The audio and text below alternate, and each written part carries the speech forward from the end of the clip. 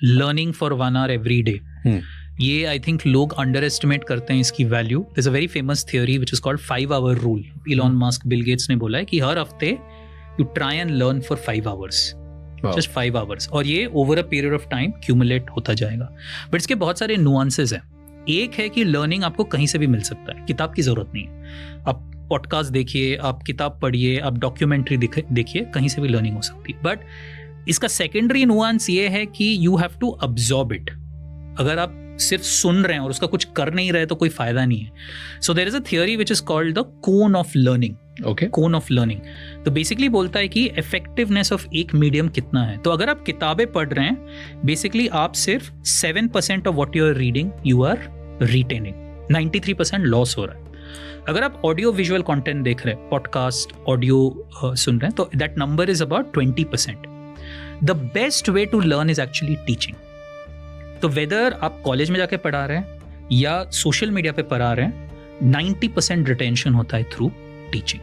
सो ये बहुत जानना जरूरी है. तो मैं सबको यही कहता हूं कि आप जो भी नया सीख रहे हैं, just go and right about it on social media. Views आए ना आए अलग बात है, आपके दिमाग में कॉन्सेप्ट क्लियर हो जाएगा. That is very very critical. The second thing which I do personally is मैं जो भी सीखता हूँ, I have a running notes sheet और मैं उसमें लिखता रहता हूँ, क्योंकि आप बहुत कुछ पढ़ रहे हैं बट याद नहीं रहता है. तो every 2-3 months I go through that running sheet once. तो जब भी मैं फ्लाइट में कभी कभी बैठता हूँ तो 2 घंटे I just go through those running notes. तो मेरा पूरा माइंड रिफ्रेश हो जाता है. I think it's a very simple technique, it's a very productive technique. तो मैं जो भी पढ़ता हूँ मैं कभी भूलता नहीं हूँ, just because of this technique. Every 3 months I go through those running notes again. तो ये मैं कहूँगा आप सिंपल एक नोटपैड लाइए, whatever you learn just keep writing. Every 6 months just go through it. Nice. You will always be top of understanding in terms of that. So this also comes from Japanese concept of Kaizen, which is improving 1% every day. So you know how I learn it? मैं जब भी कुछ 4-5 घंटे का कोई documentary देखूंगा या podcast देखूंगा या एक बुक खत्म कर देता हूँ. जब भी फिनिश करने के बाद या कभी कोई कोर्स किया ऑनलाइन, चैप्टर्स अलग अलग, राइट, मैं अपनी लाइफ में एक रूल फॉलो करता हूँ which I call blank paper test. तो मैं एक ब्लैंक पेपर टेस्ट करता हूँ जब भी पढ़ता हूँ. उसके बाद I take a blank paper and मैं विजुअली फ्लो चार्ट के थ्रू या कोई ऐसे कुछ भी उल्टा सीधा गुड्डा गुड्डी टाइप बना के मैं एक्सप्लेन करने की कोशिश करता हूँ कि मैं इसको एक पेपर पे, सिर्फ एक ब्लैंक पेपर पे जो मैंने पूरा सीखा वो समझा कह सकता हूँ. और अगर मुझे वो देख के सिर्फ मैं किसी को दे दूँ, उसको समझ जाना चाहिए. Very nice. अगर वो कर सकता हूँ देन मैंने कॉन्सेप्ट सीखा है, नहीं तो मैंने नहीं सीखा. Very nice. I just eliminate that part. Sometimes मैं आधी चीज़ पढ़ के छोड़ भी देता हूँ. आई एम ओके कि हाँ मेरा टाइम वेस्ट हो गया, इट्स ओके. समटाइम्स मैं पूरा बहुत मुझे अच्छा लगता है और मैं कभी पेपर पे नहीं समझा पाता हूँ तो मैं फिर रीडू करूँगा. Very nice. And I am okay to learn less things but learn it properly. Very nice. I think that's a very good idea. We'll talk about that at some time also. It's a very good idea. I mean, मेरे room में एक बड़ा सा white board है. पहले white wall थी पूरी. अभी हर जगह मेरे पेपर पड़े रहते हैं. इन माई ऑफिस विथ मी. मैं फुल टाइम एक नोटपैड के साथ घूमता हूँ. तो मुझे किसी ने भी कुछ सिखाया, I make either an explainer, flow chart या कुछ. लाइक इनफैक्ट मेरा एक 26 पेज का बिजनेस प्लान है. मैं उसको आपको शायद 2 मिनट में मैं आपको एक पेपर पे वो इतने से बना के पूरा समझा सकता हूँ. That I also said in great storytelling. If you can say everything in one page, you've got it clear in your mind. No, it's a very good idea. We should definitely. It's a blank paper test. कुछ भी सीखा है कि नहीं सीखा है. It's a fantastic idea. Fantastic idea. Okay. Next lesson. Next one, ये actually मैं बहुत लोगों में देखता हूँ और ये बहुत बड़ा problem है, especially at mid and senior levels, is what I say, forget your regrets.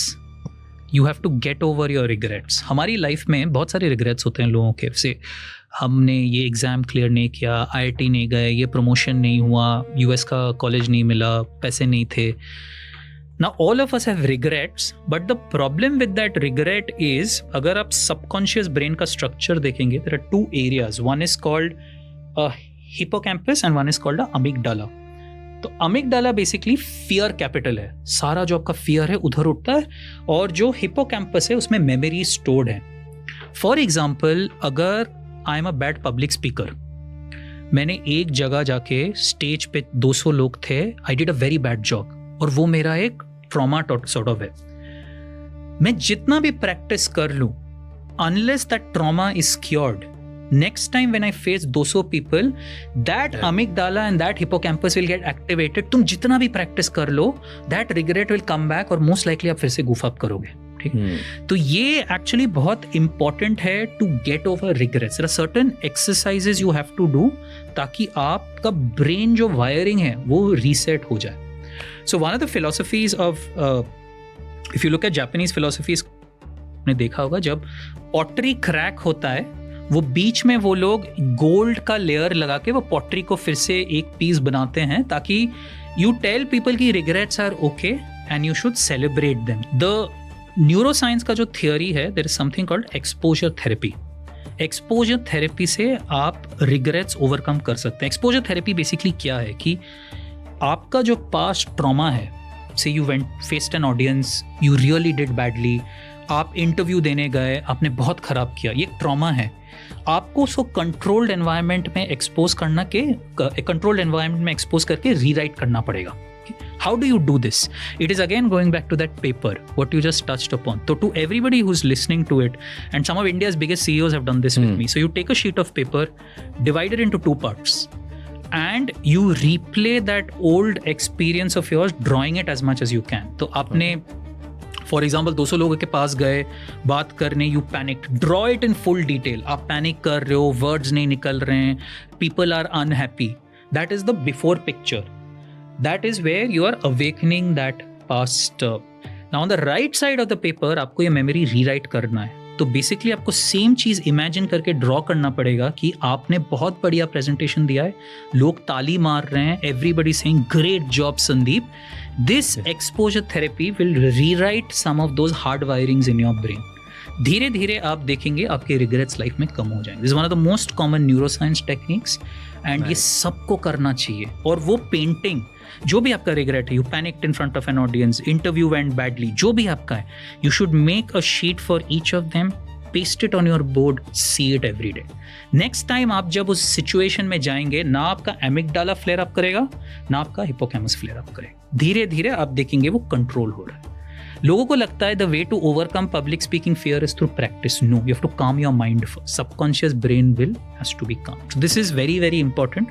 People don't understand this enough. Very interesting. Yeah. Pretty, you know, and in a way what you're doing is that what you just described is actually what you're doing in a way. Pretty, ये मैंने कभी ऐसा सोचा नहीं. I always thought आपके regrets है life में? नहीं.